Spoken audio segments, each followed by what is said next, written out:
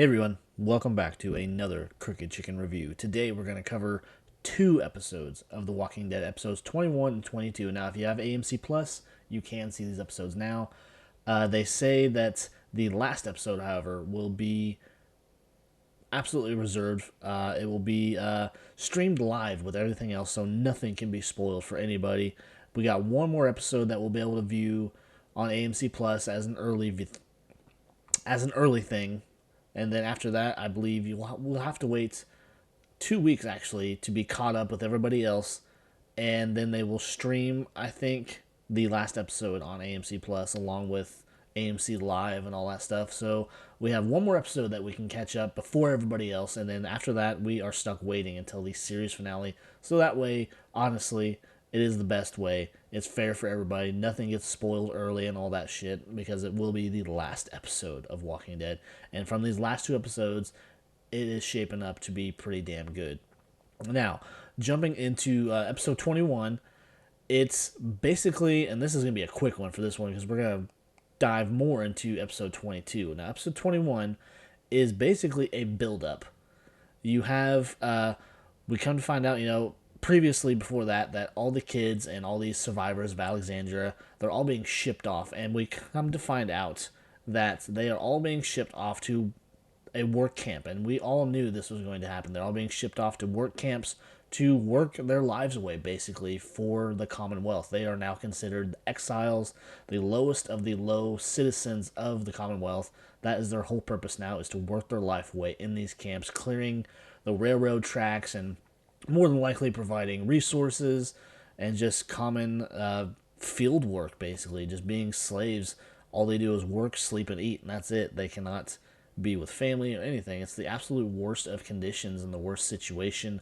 And to top it all off, they have this douche of a fucking warden who he is enjoying every minute of it. He is enjoying the fact that he is ruling over these people's lives and that they cannot be real citizens, and he sees them as, the Commonwealth sees them as, the lowest form of life. He is absolutely 100% enjoying his job, and he doesn't give a shit about anybody.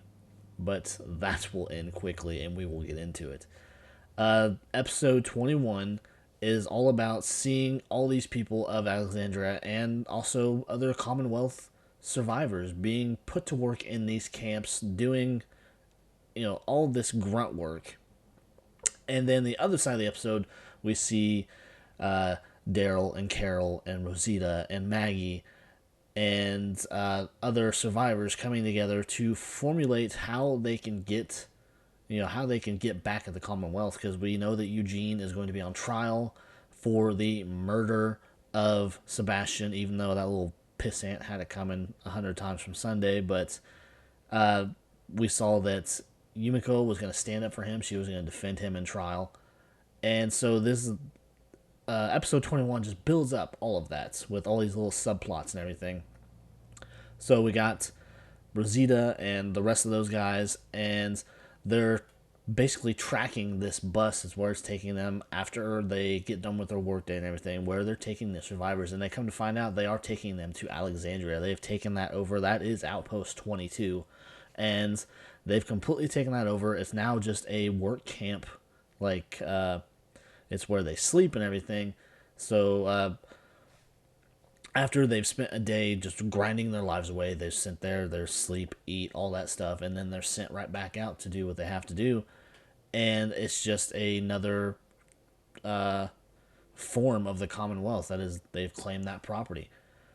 And so it kind of closes off the episode, them discovering this, and this is where they think the children might be, and we'll get into that in episode 22.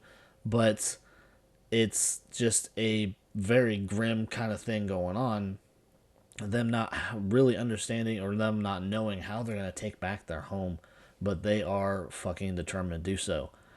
And it kind of ends there, and we jump into episode 22, and I just finished watching episode 22, and I thought it was a damn good episode. We really get some satisfaction after a build-up, and we get to see what's coming.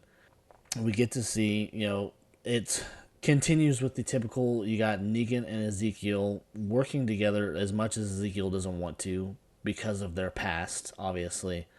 And We see Negan's wife Annie is also, she's part of this work camp, and Negan doesn't think she needs to be out here, obviously because she's pregnant. He doesn't want her out here doing this shit, or at least wants her to be able to have some special treatment, I guess.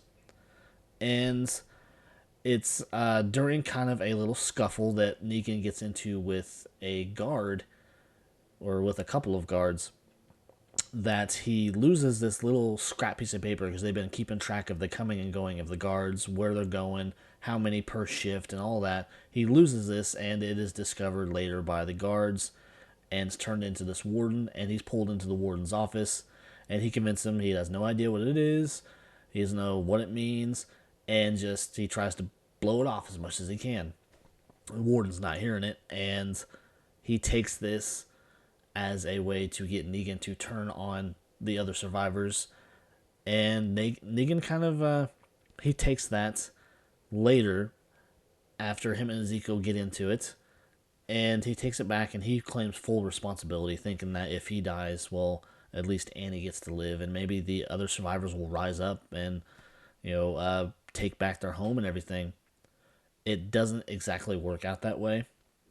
But getting to the other subplot is Eugene and his trial with the governor, who in this episode completely shows what a piece of crap she is. She's up there on the fucking witness stand sobbing like a baby. And then when the topic of the tape gets brought up that's played during the Founders Day parade or whatever, she is trying to convince everyone that is not Sebastian's voice. That was altered, as if they have the digital technology after the fucking end of the world to do all this. But she's trying to convince everyone that's not his voice, that's completely made up, blah, blah, blah. And of course, she does have some high people on her side, part of the military and all that. And of course, the judge honestly looks totally on her side. And they go into recess after that little bit. And Yumiko goes to Mercer to try to convince him that they need him up on the witness stand to, to tell his story that, the governor's full of shit, basically. And so that doesn't work out. He says he can't do it that way, which is kind of a little tease. We'll get to that too. But it goes through that, and so Eugene and Yumiko, they're convinced that the case is lost, that Eugene's going to be put to death. And it does get to the trial again, and Eugene gives off this big speech about how he has spent the last 10 years on borrowed time, and he's only alive because of the people he surrounded himself with, and he's ready to accept whatever comes his way, so be it. Maggie and Carol have snuck their way into Alexandria through the sewer systems, and they're looking for the children, and they do come across a soldier who almost spots them. They take him out, and it's during this time that they're kind of held up in a room, and they hear what sounds like Herschel kind of crying out for help and everything, and they make their way up to him. He is the only kid there. None of the other kids there. Rosita's baby Coco is not there, unfortunately. I think that's what's going to play into maybe Daryl's spinoff, or maybe even Maggie and Negan's spinoff. Maybe even Annie might get snatched up before she can give birth to Negan's child, and she's taken away, and that's how they end up together. I really think we're gonna see why they are together in their spinoff, and I really think we're gonna see why Daryl ends up in France of all fucking places, and I think we're gonna be fed little bits and pieces of why he ends up there. So, and then kind of getting back to the episode, after she gets him, and Rosita sees that her baby's not there, none of the other kids are there. During this little piece, Negan is brought forth. After he says he takes the blame and everything, he is brought forth to the shooting range where you can see other people have been killed. There's fucking blood splattered on the wall and everything, and you can see that he's going to take the blame. And the warden is, he's totally okay with that. He's doing it as an example to anyone who thinks they might rise up and try to start any shit. And it's during this that he kind of gives the warden a little smile, like, haha, I'm going to go down and these people are going to rise up against you. Well, the warden, being the douche that he is, brings brings Negan's wife into it and sets him right down next to him, or sets her next to him, and puts her on the shooting range as well. They're both going to be executed. And after this, after he's freaking out, Ezekiel, he marches up to the front. He's ready to be up there too.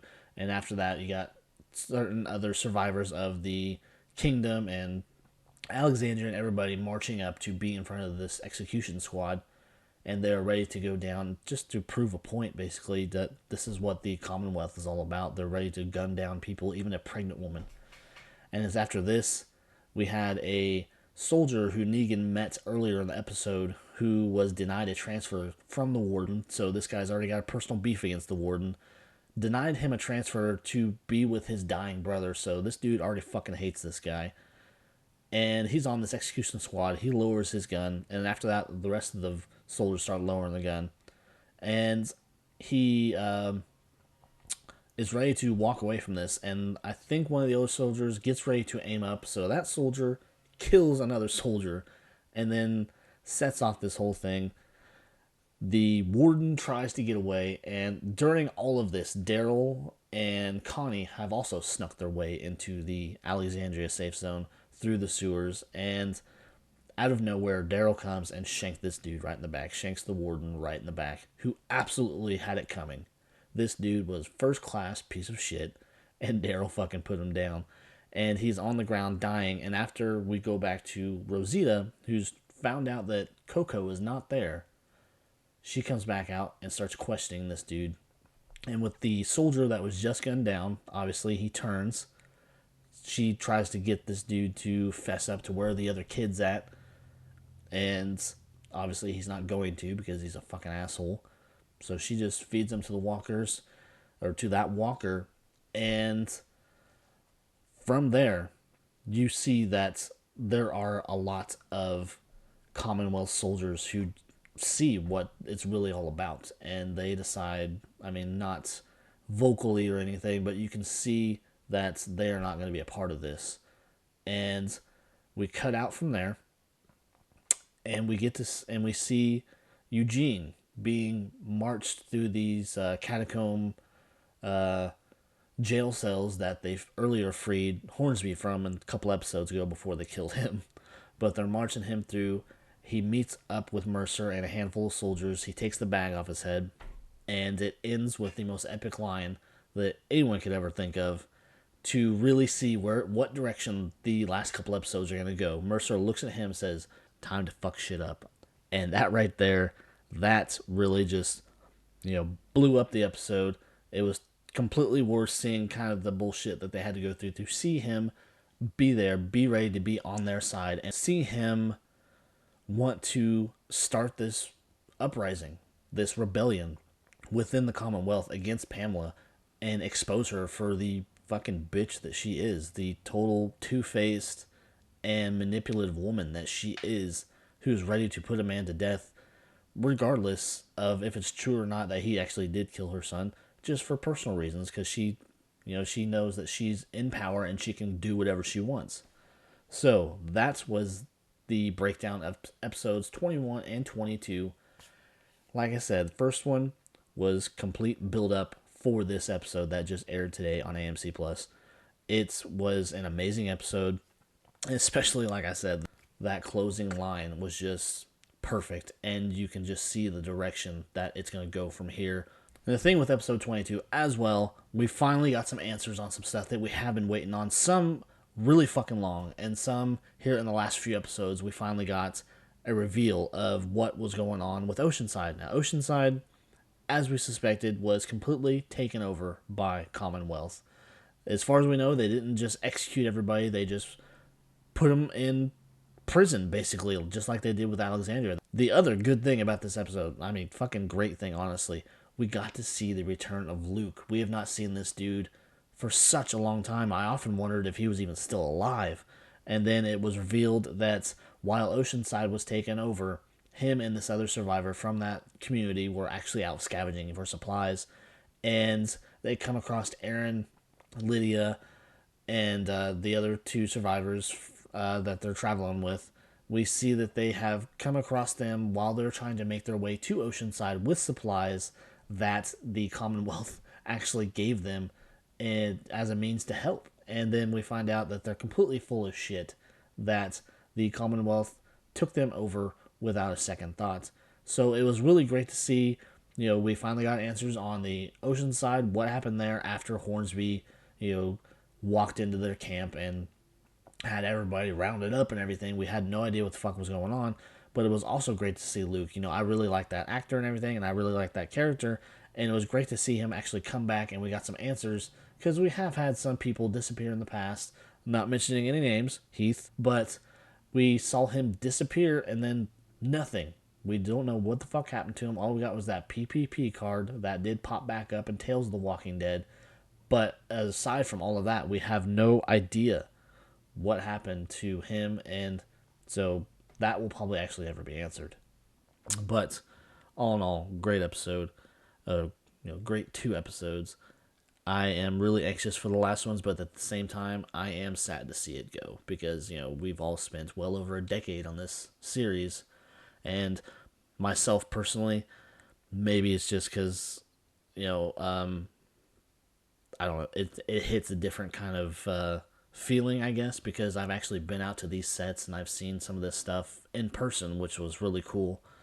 And so it'll just be sad to see it go, but then we got our 2 spin-offs coming, so hopefully they will take those in good directions and we'll get some explanation why Daryl's going to end up in France and why Negan and Maggie are off together. With the direction that these last 2 episodes have taken, though, I can see Daryl going to France in search of Judith because we have not seen her. She's been taken with all the other children. And I can see him leaving to possibly follow a lead that goes back to Rick. So we'll see. There's so much crap coming from the Walking Dead world. We got 3 different spin-offs coming, plus the return of Fear the Walking Dead. Hopefully, maybe they will all eventually tie in together. We'll see. But anyways, guys, that will do it. If you want to show some support to the channel, please hit that thumbs up button. Please leave comments. And obviously, the most support you can show would be to subscribe to the channel. And I would really, really appreciate it. So until next time, guys, I will see you later.